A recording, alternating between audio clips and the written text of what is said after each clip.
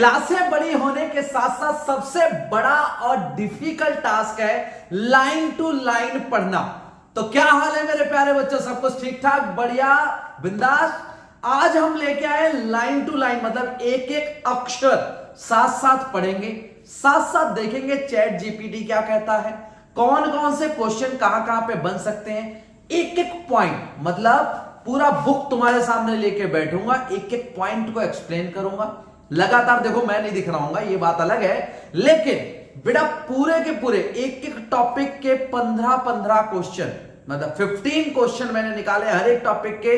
तो बिल्कुल ध्यान से पढ़ के देखिए एज ऑफ इंडस्ट्रियलाइजेशन की स्टार्टिंग में बिल्कुल कहां से शुरू हो रहा है, कैसे दो पेंटिंग्स बहुत ही ज्यादा इंपॉर्टेंट और कई बार एग्जाम्स में आ चुकी हैं, तो वहां से शुरू करेंगे हम लोग। अभी फटाफट उसको देखते जाइए। हालांकि अभी के लिए मैं तुम्हें दो पेंटिंग्स के बारे में बताऊंगा जिसपे बहुत सारे क्वेश्चन बनते हैं, करीबन 25 क्वेश्चन जो आपको दिए जाएंगे, और साथ में इसको देखना कि इससे कैसा क्वेश्चन बनता है और इसकी इंपॉर्टेंस क्या है। फर्स्ट चैप्टर में पढ़े थे ना पेंटिंग की इंपॉर्टेंस, सेम तरह से मेरे भाई यहां पे भी है, इंपॉर्टेंस है। अब देखो द एज ऑफ इंडस्ट्रियलाइजेशन पढ़ के आ रहे हो, उसमें एक ऐसा समय, एक ऐसा एज, एक ऐसा एरा जिसमें क्या है इंडस्ट्रियलाइजेशन के बारे में बात करी गई है, मतलब ऐसे समय की बात करी गई है जब इंडस्ट्रियलाइजेशन या फिर बोले कि इंडस्ट्रीज का जमाना था, वो एरा, वो समय की बात कर रहे हैं। एक पेंटिंग दिखती है डॉन ऑफ द सेंचुरी लिखा हुआ है उस पे। अब ये पेंटिंग है या नहीं है ये कुछ पढ़ने के बाद पता लगेगा।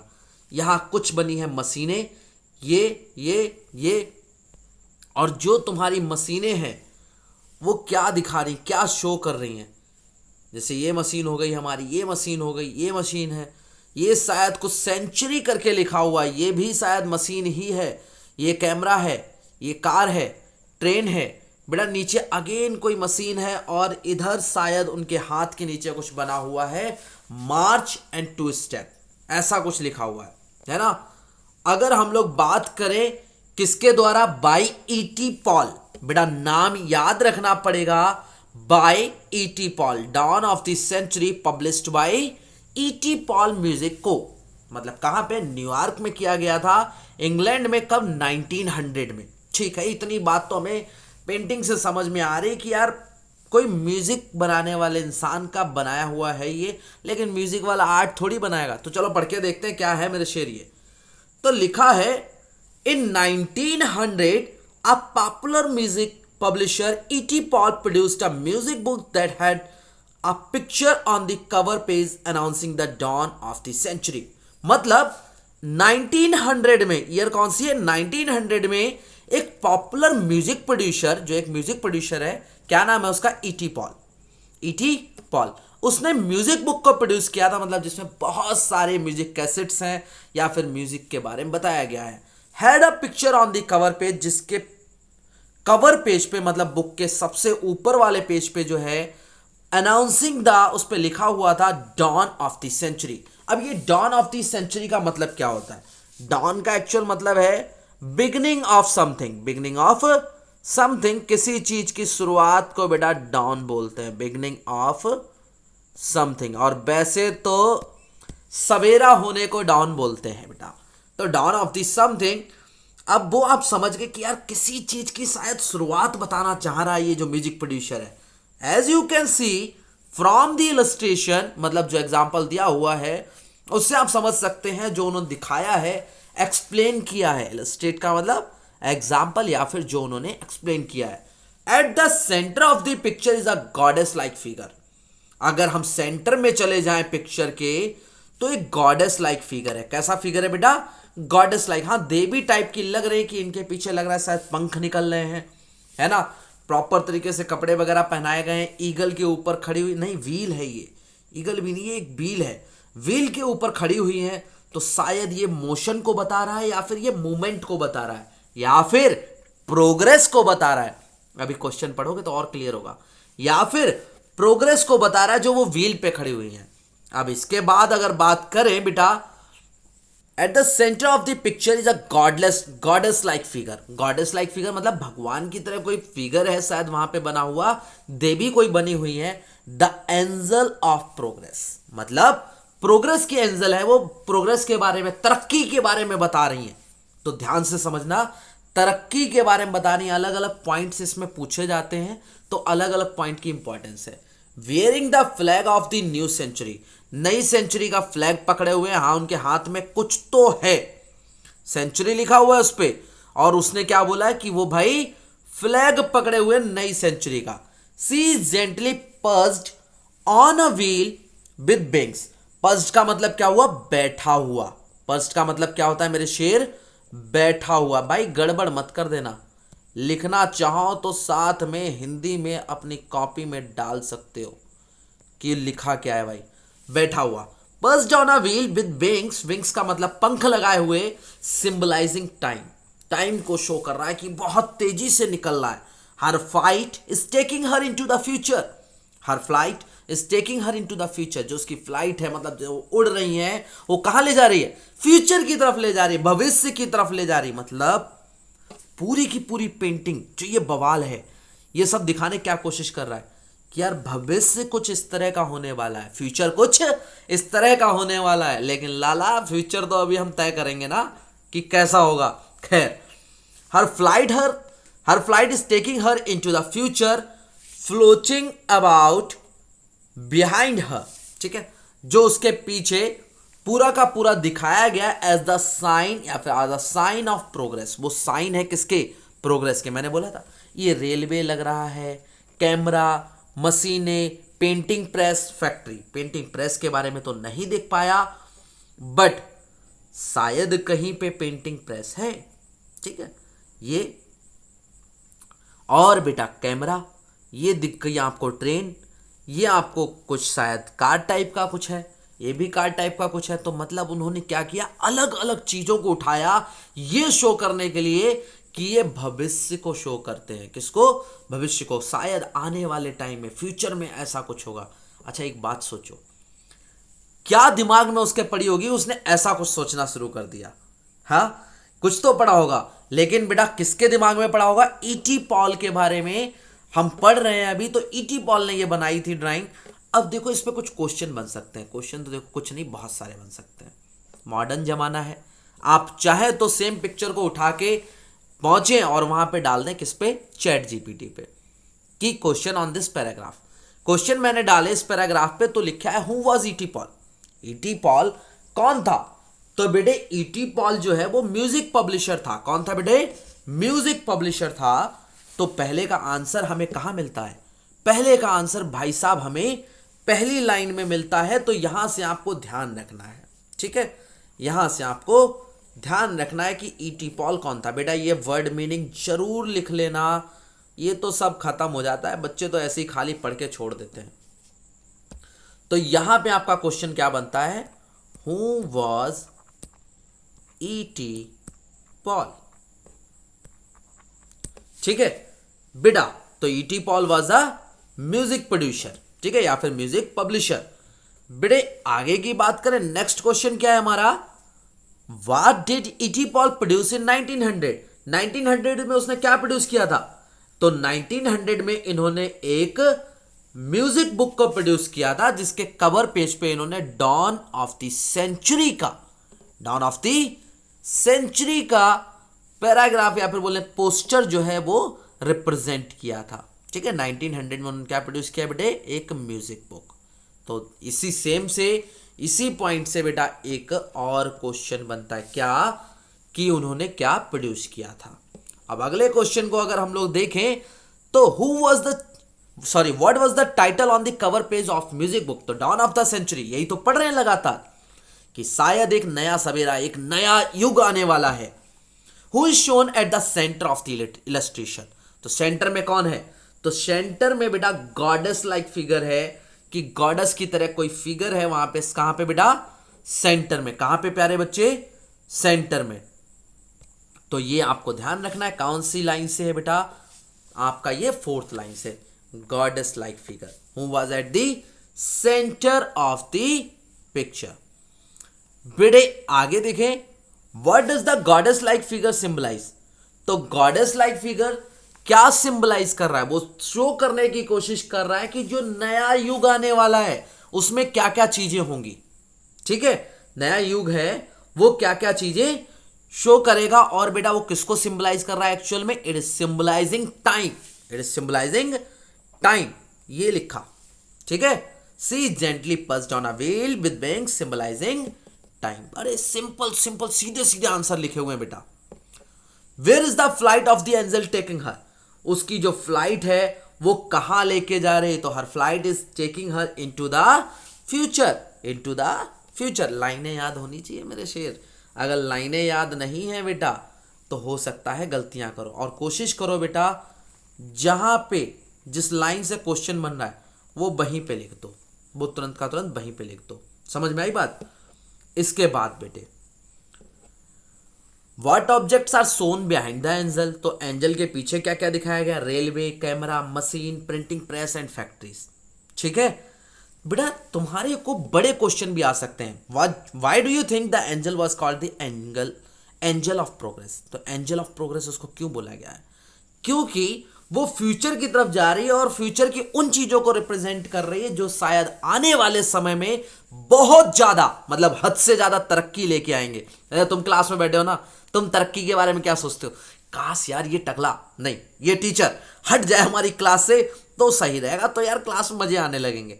लंच पीरियड ना भाई साहब थोड़ा बड़ा कर दिया जाए, लड़के लड़की साथ बैठ के खाया करें, है ना। तो अलग अलग तुम्हारे सपने होंगे, वो तुम्हारे लिए क्या है, प्रोग्रेस का साइन है।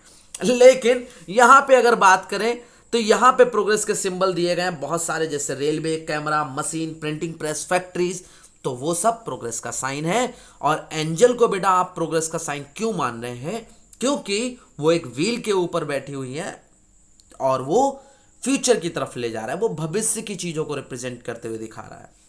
How does the picture reflect the idea of moving into the picture, into the future, sorry into the future, क्योंकि फ्यूचर में जाने का क्यों रिप्रेजेंटेशन कर रहा है, जबकि ये पिक्चर है उस टाइम पे ये सब चीजें बहुत ज्यादा कॉमन नहीं थी।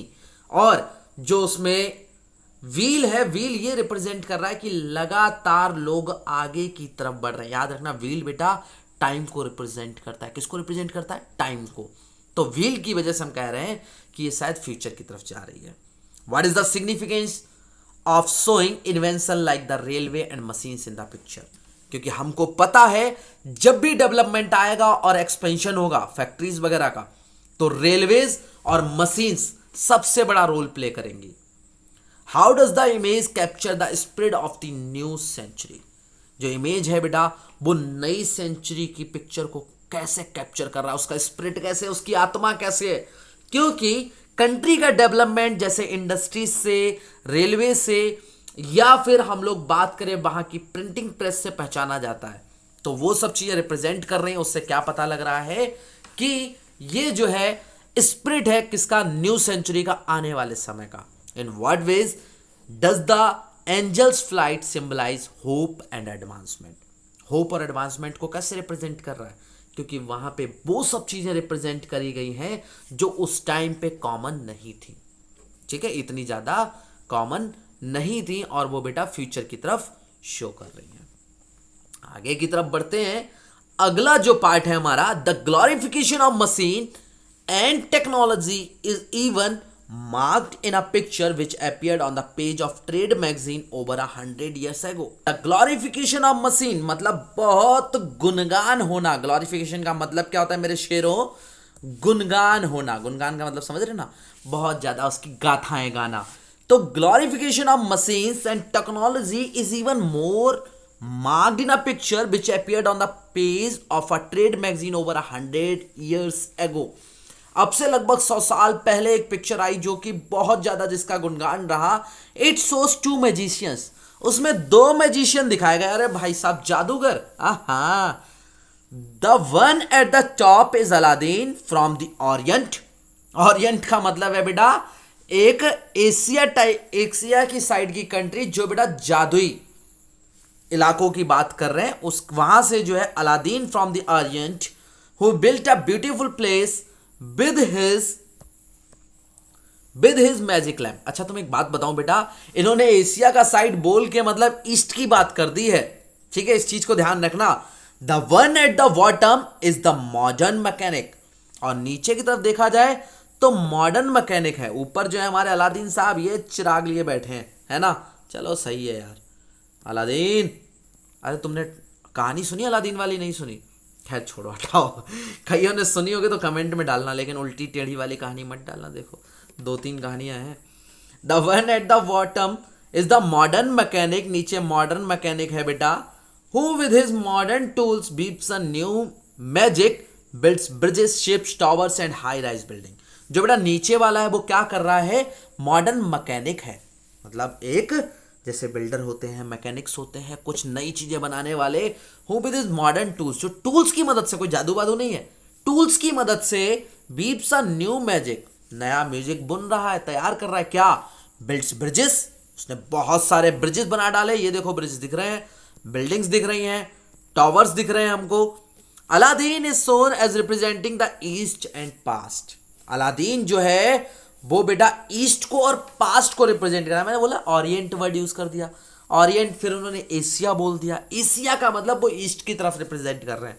देख रहे हो ओ फकीर जो हमसे सीख के गए आज एशिया को गरीब बता रहे हैं। खैर छोड़ो, अब ये तो इंडियन बुक है, इसका क्या ही करे, है ना।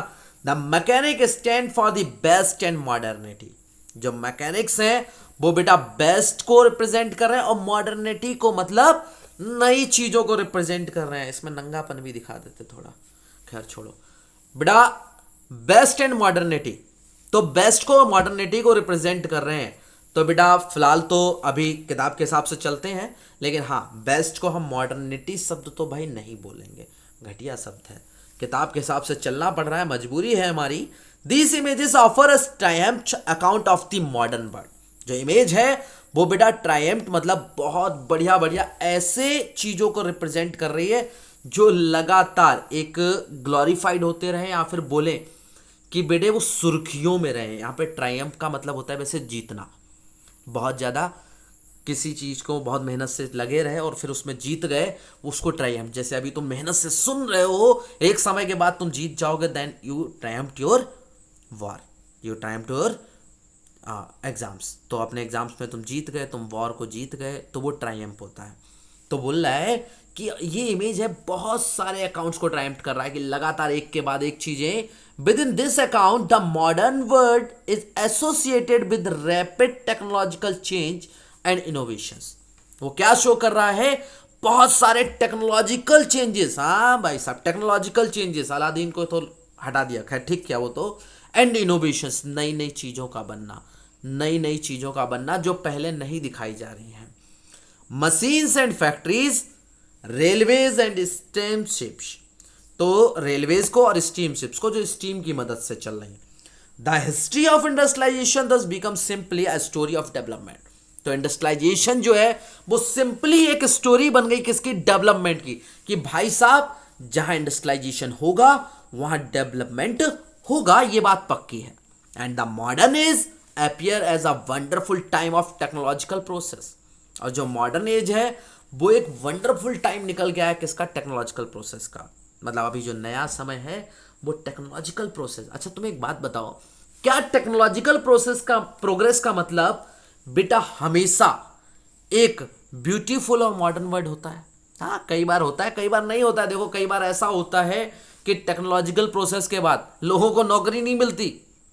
तुमने देखा होगा टोल पे पहले लोग खड़े होते थे और वो टोल काटते थे, पर्चियां काटते थे। अभी टोल पे बेटा कैमरे लगे हुए हैं और वो फटाक से गाड़ी में एक क्यूआर को स्कैन करते हैं और आगे भेज देते हैं, भाई साहब आपके पैसे कट गए। अब वो सब लोग कहाँ गए? हट रहे हैं धीरे धीरे। ऐसी रेड लाइट्स वगैरह, पहले बेटा ट्रैफिक पुलिस खड़ी होती थी, अब कैमरे लगे हुए हैं, आप तोड़ो सिग्नल कट जाएगा अपने आप ही। तो अलग अलग चीजें। आपके क्लास में पहले टीचर खड़े होते छड़ी लेके, अब कैमरा लगा हुआ, गाली मत दिए भाई साहब, दिख रहा है कैमरे में सब कुछ। तो अब तो अलग कहानी चल रही धीरे धीरे। ये बेटा लेबर को खा रही है। तुम कल स्कूल में पहुंच जाना, कहना सर हम नहीं चाहते अभी टीचर्स हटाए जाए, आप कैमरे हटा दीजिए, टीचर को लगा दीजिए, सही रहेगा ना, अपनी तो बल्ले बल्ले हो जाएगी। The images and association have now become part of popular imaginations. बेटे ऐसी इमेजेस और एसोसिएशंस जो हैं वो पॉपुलर इमेजिनेशन का पार्ट बन गई कि हाँ कुछ नया और बेहतर सोचने का ये पार्ट बन चुकी थी। Do you not see rapid industrialisation as a time of progress and modernity? क्या बेटे आप रैपिड इंडस्ट्रियलाइजेशन को टाइम ऑफ प्रोग्रेस और मॉडर्निटी मानते हो या नहीं मानते हो? Do you think that the spread of railways and factories and construction of high rise buildings and bridges is a sign of society development? क्या इन सब चीजों का बनना एक सोसाइटी डेवलपमेंट है? हाँ शायद कहीं ना कहीं है। अभी देखते हैं, इसके बारे में बात करते हैं। बिल्कुल है, क्योंकि बेटे जैसे जैसे ये चीजें बनती हैं एक्सपेंशन बढ़ता है, लोगों के पास आमदनी बढ़ती है। क्यों? क्योंकि वो अब दूर दूर तक अपना सामान बेच सकते हैं, जा सकते हैं बड़ी आसानी से, अच्छी लग्जूरियस लाइफ जी सकते हैं अगर वहां पे बढ़िया बढ़िया बिल्डिंग्स होंगी। How have these images developed? ये इमेजेस कैसे डेवलप होंगे? शायद लोगों ने सोचा होगा कि एक बढ़िया संसार, एक बढ़िया दुनिया कैसी होगी, तब उन्होंने इस चीज के बारे में देखा होगा और उस टाइम के कुछ इनोवेशंस को उन्होंने कंसीडर किया होगा कि जब वो कॉमन हो जाएंगे तब क्या होगा। And how do we relate to these ideas? हम इन आइडियाज से कैसे रिलेट कर सकते हैं? हम लोग मॉडर्न वर्ल्ड को देख के बड़ी आसानी से रिलेट कर सकते हैं, क्योंकि मॉडर्न वर्ल्ड में सब कुछ ये हो रहा है और ये सब कुछ अपनी आंखों के सामने है जो इस पिक्चर में रिप्रेजेंट किया गया है। Can be today continue to glorify continuous mechanisation of all work? क्या बेटे मैकेनाइजेशन, लगातार हर वर्क का होना, हम लोग उसको बेहतर माने या खराब माने? कहीं ना कहीं ये बेहतर है और कहीं ना कहीं खराब है, क्योंकि कई लोग अनएम्प्लॉयड हो रहे हैं इसकी वजह से, बट कई काम जो पहले बहुत स्लो थे अब बहुत फास्ट हो गए। जैसे अगर हम लोग बात करें ऑनलाइन डिलीवरी की, तो 5 मिनट में 10 मिनट में सामान घर पे आ रहा है। पहले भाई साहब रात हो गई, अब तो दुकानें बंद हो गई, कुछ नहीं ले सकते थे, ब्लिंकिट करो फटाक से घर में आ जाता है ना? तो बेटे मैकेनाइजेशन ने कई चीजों को तो बेहतर कर दिया है, लेकिन कई जगहों पे नुकसान भी है इसका। What has industrialisation mean to people lifes? Industrialisation का पीपल लाइफ से क्या अफेक्ट पड़ने वाला है? तो ऑब्वियसली एम्प्लॉयमेंट बढ़िया हो जाएगा, लोगों को आमदनी होने लगेगी। To answer such question we need to turn the history of industrialisation. हमको पूरा बेटा हिस्ट्री पढ़ना पड़ेगा इंडस्ट्रियलाइजेशन का, और इस चैप्टर में पहले आप ब्रिटेन के बारे में पढ़ोगे और उसके बाद बेटा आप लोग पहले focusing first on Britain, the first industrial nation, पहला इंडस्ट्रियल नेशन पूरे वर्ल्ड में, और फिर हम इंडिया के बारे में पढ़ेंगे जहां पे कॉलोनियल रूल की वजह से कैसे अफेक्ट हुआ। बेटा यहां से कोई ना कोई क्वेश्चन जरूर बनता है, और कई बार तो ये वाला जो है कि टू मैजिशियंस ड्राइंग है वो क्या रिप्रेजेंट करती है, टू मैजिशियन ड्राइंग जो है वो क्या रिप्रेजेंट करती है, या फिर बेटा जो इंग्लैंड प्रिंटर्स ने 1901 में प्रिंटिंग बनाई थी वो क्या रिप्रेजेंट करती है? तो बेटा ईस्ट और वेस्ट के डेवलपमेंट को रिप्रेजेंट करती है। ठीक है, और बेटे यहां पे आपको उसके बहुत सारे क्वेश्चन मिलते हैं। What does the picture in the trade magazine? Picture कौन सी है बेटा? तो पिक्चर का आप लोग नाम लिख दोगे। कौन सा नाम बेटा? Two magicians. Two magicians. What are the two magician mentioned, sorry, who are the two magicians mentioned in the passage? तो बेटा दो मैजिशियन कौन है? एक तो अलादीन, एक modern mechanic. What did Aladdin build with his magic lamp? Magic lamp से उसने क्या बनाया? तो मैजिक लैम्प से अलादीन साहब बना रहे हैं कुछ बिल्डिंग्स को, है ना, चर्चेस को, जो उस टाइम पे ज्यादा फेमस थी। ठीक है, इसके अलावा बेटे next question, what does the modern mechanic create with his modern tools? तो मॉडर्न टूल से क्या क्या वो बना रहा है? तो यहाँ पे जो जो high buildings, towers, bridges, steam ship, ये सब कुछ वो है बना रहा है। बेटे क्वेश्चन कहाँ से लिखोगे? देखो क्वेश्चन कहाँ से लिखोगे, आपका सब कुछ, सारे क्वेश्चन यहाँ पे रिप्रेजेंट किए हुए हैं ऑलरेडी। तो बेटा याद रखना कि अगर हम लोग बात करें कि बेटा अलादीन क्या रिप्रेजेंट कर रहा है, तो अलादीन ईस्ट को रिप्रेजेंट कर रहा है। मॉडर्न मैकेनिक बेस्ट और मॉडर्निटी को रिप्रेजेंट कर रहा है। जो मॉडर्न मैकेनिक है बेटा, वहाँ से किस किस चीज़ की राइज हो रही है? तो rapid technological change, innovations, machines, factory, railways और स्टीम शिप, और स्टीम शिप की रिप्रेजेंटेशन हो रही। बेटा ये वाला अपना क्वेश्चन यहाँ लिखा जाएगा। कौन सा वाला क्वेश्चन भाई साहब? आपका ये वाला। What is the modern word associated, sorry, ठीक है। How does the modern mechanic represent, किसको रिप्रेजेंट किया था वो वाले पे। Question number 6, what is the modern word associate with according to the passage, modern word किससे एसोसिएट कर रहा है, तो रेलवे से, आप लिखेंगे स्टीमशिप से, ब्रिजेस से, बड़ी बड़ी बिल्डिंग से, और बहुत फास्ट प्रोग्रेस से।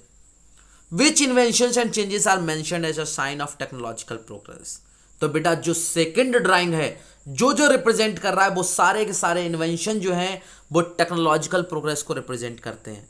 ठीक है, स्टीमशिप, मेरे साथ साथ बोलो, steamship, bridges, high buildings, towers.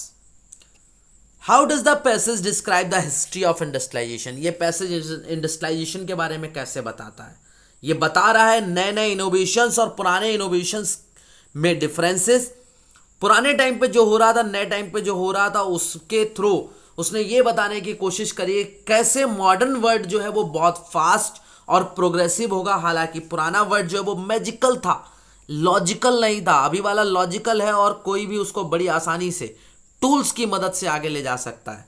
What does the modern age appear as according to the text, modern age जो है वो कैसा अपीयर हो रहा है टेक्स्ट के हिसाब से, तो मॉडर्न वर्ल्ड हमें बहुत फास्ट और प्रोग्रेसिव नजर आ रहा है और वंडरफुल भी। ठीक है, तो बेटा यहां से आप लिख सकते हो कि हिस्ट्री ऑफ इंडस्ट्रियलाइजेशन है become simply a story of development and the modern age appear as a wonderful time of technological progress. ये है उसका आंसर। बात समझ आई बेटा? अब ये 5 क्वेश्चन आप खुद से ट्राई करो और अगर आ रहे हैं तो बेटा इनके आंसर फटाफट, ये वाले जो है हमारे 5 के 5 क्वेश्चन, बेटा इनको फटाफट अपनी कॉपी में डालो और भाई यहाँ पे कमेंट में डाल सकते हो तो डालो। ठीक है, क्वेश्चन देखो और भी हैं, क्वेश्चन और भी हैं, स्क्रीनशॉट इनके भी लेके रखना चाहो तो रख सकते हो। बट छोटे वाले कर लिए तो बड़े वाले तो हो ही जाएंगे। ठीक है, और नहीं होते हैं तो बताइए, क्योंकि अभी तो बेटा शुरुआत है, बस एक ट्रायल लेके देखा था। ये बेटा 50 मिनट के अंदर पूरा चैप्टर हो सकता है लाइन टू लाइन समझाने के बाद। याद रखना, तुमने शुरू किया है तो ख़त्म भी तुम ही करोगे। और अपना हुनर मत भूलना, बिल्कुल दरिया की तरह अपना हुनर को याद रखो, जिधर चलो उधर रास्ते बनाओ। और हम दरिया हैं, अपना हुनर जानते हैं, जिधर चलते हैं उधर रास्ते बनाते हैं। इस बात को ध्यान रखना। आगे पढ़ेंगे फिर से और आगे लाइन टू लाइन कवर करेंगे, चाहे थोड़ा सा समय क्यों ना लगाएं। एक भी डाउट के साथ पेपर में नहीं जाना है कि भाई साहब सुन लिया, समरी सुन ली थी, देख लिया था, लेक्चर ले लिया था मैंने, अब मैंने वही देखा है, एनसीईआरटी नहीं पढ़ी। अरे एनसीईआरटी नहीं पढ़ी तो क्या पढ़े? तो ध्यान रखो, मस्त रहो और एनसीईआरटी कंप्लीट करेंगे पूरा शुरू से लेकर लास्ट तक पढ़ते रहो। बाकी मिलते हैं नेक्स्ट पैराग्राफ में बेटा, तब तक के लिए बाय बाय, टाटा, टेक केयर। और अगर एक बार में पूरा चैप्टर चाहिए तो वो भी आप कमेंट में डालिए। चलिए ध्यान रखिए और हाँ, जोश बनाए रखिए।